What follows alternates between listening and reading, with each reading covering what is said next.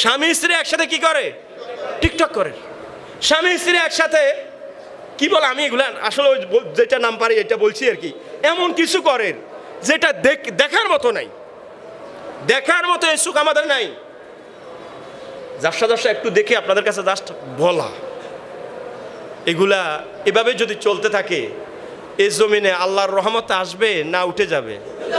ভাই জোরে বলেন, রহমত আসবে না উঠে যাবে? আমাদের অনেক পুরুষের গায়রত চলে যাচ্ছে। আপনারা বলুন হুজুর গায়রতটা কি? গায়রত হচ্ছে, এটাকে বাংলাতে বলা হয় আত্মমর্যাদাবোধ, আত্মসম্মানবোধ। এই জিনিস আমাদের চলে যাচ্ছে। আমি সম্ভবত গত বৃহস্পতিবার মাদ্রাসা থেকে নোয়াখালী জেলা শহরের দিকে আসছিলাম। 3 যুবক, কয় যুবক?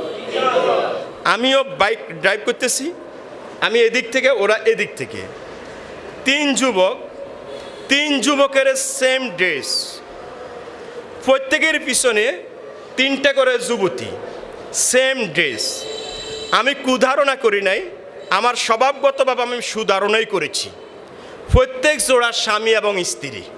ধারণা আমি কি নিলাম? সুধারণা, কুধারণা করি নাই। সুধারণা করার পরেও আমার ব্রেন আমাকে আঘাত করেছে, আমার জ্ঞান আমাকে আঘাত করেছে। নিশ্চয় তারা 3 বন্ধু, তারা যুক্তি করেছে বা পরামর্শ করেছে 3 বন্ধু 3 বন্ধুর স্ত্রী নিয়ে মুসাফির যাবে, সবাই একই ড্রেসে যাবে। তাহলে প্রত্যেকের স্ত্রীকে দেখবে, দেখার পরে এবার 3 জনের স্ত্রীকে একসাথে দাঁড় করাইয়া সুন্দর সেলফি নেওয়া হবে। পরবর্তীতে প্রত্যেকে দেখবে কার স্ত্রী কত সুন্দর।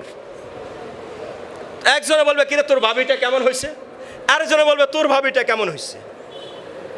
এই কাজগুলা ওই পুরুষের পক্ষে শোভা পায় যেই পুরুষের ভিতরে গায়রত নাই, আত্মমর্যাদাবোধ যেটা, সম্মানবোধ যেটা, এটা যেই পুরুষের মধ্যে নাই, কেবলমাত্র শুধুমাত্র ওই পুরুষের দ্বারা নিজের স্ত্রীকে অন্য পুরুষের দেখার মতো সুযোগ করে দেয়। এটা তো বললাম রিসেন্টলি কথা। আর সোশ্যাল মিডিয়া তো আমরা হুজুর হইলেও দেখা লাগে, না দেখলে আপনাদেরকেও দেখতাম না। তো যার কারণে চোখ বেটা তো যায়, তো দেখি মাঝে মধ্যে নামাজও আদায় করে, নিয়মিত মসজিদও যায়, এমন লোককে আপন বিবাহীর উপযুক্ত মেয়েকে নিয়ে সোশ্যাল মিডিয়াতে ছবি ছেড়ে দিছে। ঈদ শুভেচ্ছা, দাদা নাউজুবিল্লাহ বলেন না কেন? বলার সেটা তো চলে গেছে তো ভাই, সেটা এখন নাই। এখন অন্যায়কে কিয়ামতের একটা আলামত এটা, মানুষ অন্যায়কে অন্যায় মনে করবে না, পাপকে পাপ মনে করবে না, গুনাহকে গুনাহ মনে করবে না। আর গুনাহকে গুনাহ মনে না করাটাই হচ্ছে কিয়ামতের সবচেয়ে বড় আলামত। গুনাহকে গুনাহ মনে না করাটাই কিয়ামতের সবচেয়ে বড় আলামত। ঈদ শুভেচ্ছা দিচ্ছে, হজে গেছে, এ হজ লক্ষ টাকা খরচ করে হজে গেছে, স্বামী স্ত্রী সেলফি ছাড়ে দিছে। কারণটা কি? ছোট্ট একটা শব্দ, গায়রত। বলেন কি? আরো জোরে বলেন, বাংলা বলেন। আত্মমর্যাদা বা আত্মসম্মান বোধ নাই। জোরে বলেন, আত্মমর্যাদা বা আত্মসম্মান বোধ। হযরত আলী রাদিয়াল্লাহু তাআলা আনহু, নাম শুনেছেন আপনারা, তার স্ত্রী হচ্ছে নবীর আদরের কলিজার টুকরা ফাতেমাতুজ জাহরা রাদিয়াল্লাহু তাআলা আনহা। আলী রাদিয়াল্লাহু তাআলা আনহুকে এক লোক বলতেছে, হে আলী, আপনার স্ত্রী কেমন আছে? একটু বাড়ির খোঁজ খবর নিচ্ছে আর কি, যেটা এখন আমরা বলি অনেক সময়, ভাই ভাবি কেমন আছে, ভাবির খোঁজ খবর নিচ্ছে। ভাই চিনে না, তালতো বাগিয়ে নিয়ে ওই অবস্থা আর কি, বাইরে ভাই কেমন আছে এটা জিজ্ঞাসা করা, ভাবি কেমন আছে। হযরত আলী রাদিয়াল্লাহু তাআলা আনহুকে যখন এই কথাটা জিজ্ঞাসা করলো, তখন আলী রাদিয়াল্লাহু তাআলা বলছেন, হে লোক শোনো, যদি আল্লাহ রাব্বুল আলামিন তোমার রক্তকে হালাল করে দিতেন, তাহলে আমার তরবারি দ্বারা তোমার রক্ত প্রবাহিত করে দিতাম। কত বড় হিম্মত তোমার, তুমি আমার ঘরের স্ত্রীর খবর আমার থেকে নিতে যাচ্ছ। এটা ইবনে কাসির আল্লামা ইবনে কাসির তাফসীর ইবনে কাসিরের মুসান্নিফ তার আল বিদায়া ওয়ান নিহায়া কিতাবের মধ্যে এই কথাটা উল্লেখ করেছেন। প্রিয় হাজিরিন, তৎকালীন যুগের মুশরিকরা, আরবীয় মুশরিক যারা, তারা মুশরিক ছিল ঠিক, তারা এক আল্লাহর সাথে অন্যকে শিরিক করতো ঠিক, এরপরও তাদের অনেকের মধ্যে গায়রত ছিল, আত্মমর্যাদাবোধ ছিল। এরকম একটা ওয়াকে এরকম এসেছে, এক মুশরিক তার সুন্দর একটা ওট জবাই করে দিচ্ছে। লোকেরা দেখে তাকে জিজ্ঞাসা করছে, তুমি ওটটা জবাই করছো কেন? এত সুন্দর ওট, এটাকে তো বিক্রি করলে ভালো মূল্য পাওয়া যেত। তখন ওই লোকটা বলছে, দেখো এই ওটের পিঠে আমার স্ত্রী এবং আমার কন্যা সন্তানেরা সাওয়ার হয়েছে, আমার স্ত্রী এবং আমার কন্যা সন্তানেরা এই ওটের পিঠে সাওয়ার হয়েছে। এখন এই ওট যদি বিক্রি করে দেওয়া হয় তাহলে অন্য পুরুষ এই ওটের পিঠে সাওয়ার হবে। কি আত্মমর্যাদাবোধ তার! মুশরিক, কিন্তু তার ভিতরে এই আত্মমর্যাদাবোধ ছিল যে আমার স্ত্রী যে উটের পিঠে সাওয়ার হয়েছে, আমার মেয়ে যে উটের পিঠে সাওয়ার হয়েছে, সেই উটের পিঠে আর কাউকে সাওয়ার হতে দেওয়া যায়। আর আমরা আমাদের কোথায়, আমাদের কোথায়?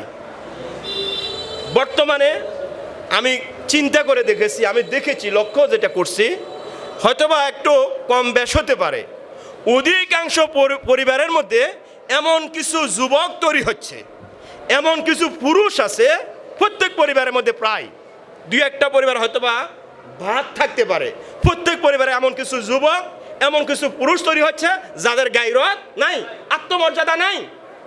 বাবার সামনে দিয়ে ছেলে তার বউকে নিয়ে লাগামহীনভাবে নিয়ে যাচ্ছে, বাবার সাহস হয় না ছেলেকে ডাক দেওয়ার মতন, আর ছেলের এই লজ্জাবোধটা নাই, কার সামনে দিয়ে আমি কাকে নিয়ে যাচ্ছি? থাকবে কোথায়? তার তো গায়রতে নাই, তার আত্মমর্যাদা বোধ নাই, তার সম্মান বোধ নাই। আপনারা মনে একটু রাগ করতেছেন আমার উপর, একটু রাগ হয়ে গেছে কথা। এই ঈদ কেন্দ্রিক এটা কি কম দেখা গেছে না বেশি দেখা গেছে? ভাই জোরে বলেন না। এখন দেখা গেছে বেশি, এটা কি এভাবে চলবে? হ্যাঁ, শুনুন, আপনি শুনুন, শুনুন, এইরকম যারা, যেই পুরুষ তার স্ত্রী, তার কন্যা সন্তানকে পর্দার ভিতরে রাখতে পারে না, এদেরকে হাদিসের ভাষায় দয়ুস বলা হয়। এদের ব্যাপারে হাদিসে এসেছে তারা জান্নাতে প্রবেশ করবে না।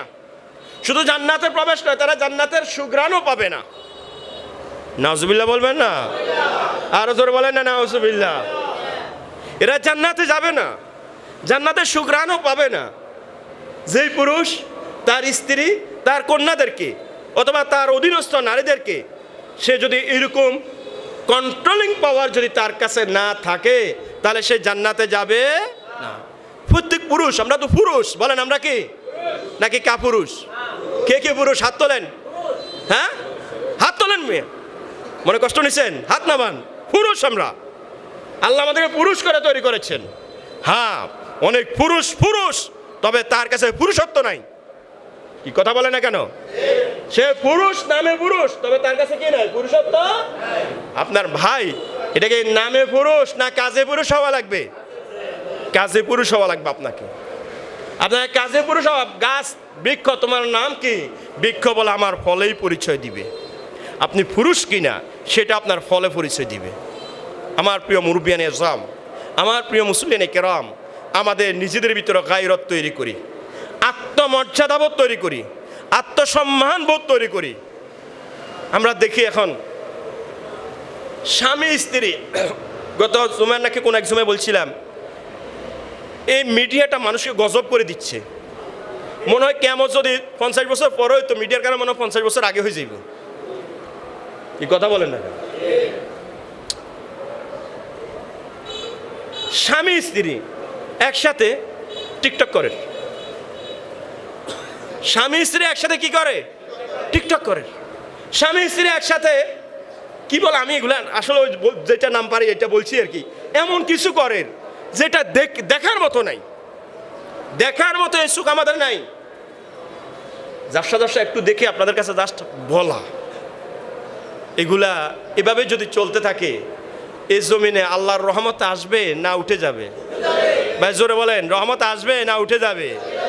আমি আপনাদেরকে প্রায় বলি ভাই, কিয়ামত হবে এটা নিশ্চিত, এতে কি কোনো সন্দেহ আছে? কিয়ামত হবে এটা, তবে কিয়ামতের অনেকগুলা কারণ আছে। কিয়ামতের কারণগুলোর মধ্যে আমরা কেউ যাতে কিয়ামতের কারণ না হই। কিয়ামত হবে এটা কি ভাই বলেন না, বলেন বলেন, কিয়ামত হবে, কারণ আল্লাহর ওয়াদা, ওয়াদাল্লাহে হাক্কুন, আল্লাহর ওয়াদা সত্য, বাস্তব, এটা হবেই হবে। বাকি কথা রইল কি, কিয়ামত যেসব কারণে কিয়ামত হবে আল্লাহ বলেছেন, আল্লাহর রাসূল বলেছেন, ওই সমস্ত কারণের মধ্যে আমরা কেউ যাতে না করি। আমরা কিয়ামতের কারণ হব না, আমরা আযাবের কারণ হব না, আমরা গজবের কারণ হব না, বরং আমরা রহমত নাজিলের কারণ হব।